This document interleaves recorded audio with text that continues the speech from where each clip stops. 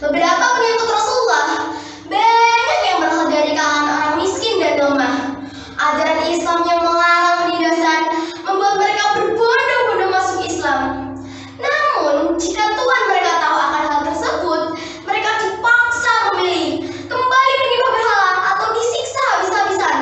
Salah satu sahabat yang mengalami siksaan yang teramat keji adalah Bilal bin Rabah. Bilal bin Rabah adalah budak milik Umayyah bin Khalaf. Ketika mengetahui Bilal masuk Islam, Umayyah menyiksanya dengan sangat kejam. "Lemparkan dia dan baringkan tubuhnya di atas pasir," ucap Umayyah yang sangat murka mengetahui budaknya menjadi pengikut Rasulullah. Lebih murka lagi ketika ia tahu bahwa Bilal lebih memilih menghadapi siksaan dibanding harus keluar dari agama Islam. Orang-orang suruhan Umayyah membuka seluruh baju Bilal. Kemudian budak malang itu ditentang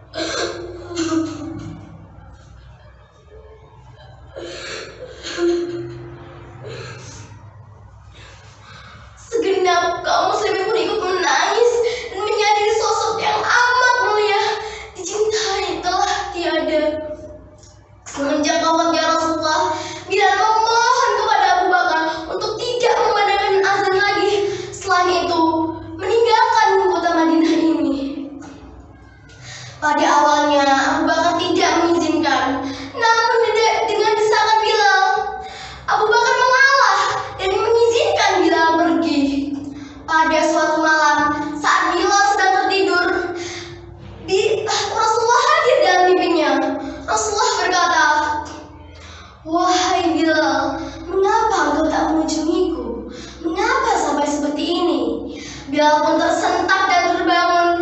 Kemudian ia menyiapkan perjalanan menuju kota Madinah. Setibanya di Raudhah, ia menangis dan melepas rasa rindunya. Di tengah tangisan, ia melihat dua cucu Rasulullah, yakni Hasan dan Husain. Bilal memeluk Hasan dan Husain pun berkata, "Paman, maukah kau sekali saja memandangkan azan untuk kami? Kami ingin mengenal kakek." Bilal pun memenuhi permintaan mereka.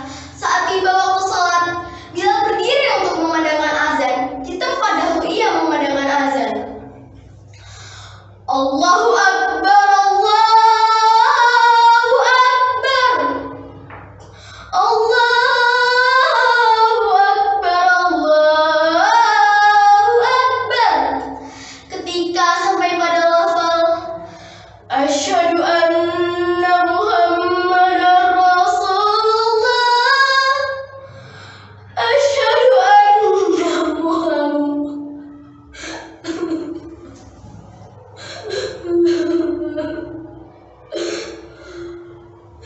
Ia tak kuasa membendung tangis dan tak mampu melanjutkan azannya. Ia pun menurun di tempat itu.